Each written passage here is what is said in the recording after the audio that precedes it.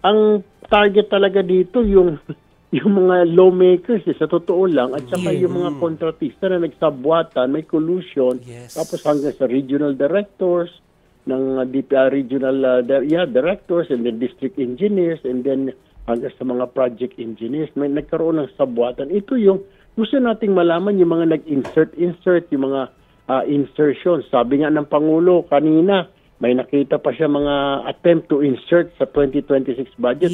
Hindi na nahiya kung sino man yung mga tao na yung mga politiko na yun. Hindi na nahiya, hindi na natakot na may investigation na. Tapos pipilitin pa magkaroon ng insertion. And I believe, according to my source, ginawa yon paggawa ng NEP, may bumulong na doon sa DBM na mag-i-insert sila. Ay, teka lang, Senator. So, habang ginagawa siya sa DBM na insert na siya, sino kaya yung bumulong? Magagaling yan dyan sa Congress. Yun ang dapat silipin na ngayon siguro ng executive ng DBM kasi nung paggawa ng NEP, doon what we heard, the rumors na may bumulong na idagdag mo ito dito. Ikabit mo ito sa flood control. Flood control na naman. And I believe that parang dyan yata yan sa Kalinga and then sa Apayao kung i-check ninyo. We will check. I-check natin, Senator Erwin. Kasi nasa billions din to the tune of yung isa yata 2-something billion, isa 1-something billion. Basta dyan sa may area na sa Kalinga yata at saka sa Apayao. That's what I heard. Ano ba to? Baka umattend ng small committee. Ano to?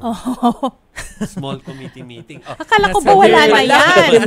Alam nila na maghihigpit yata sa BICAM. So, kinarga na nila dyan sa ika nga NEP. Sa NEP. So, kasi ibig kung sabihin, sa BICAM, bawal di ba? Naikutan na. Nabantayan talaga ngayon. Talagang hihimayin nila Senator Lacson.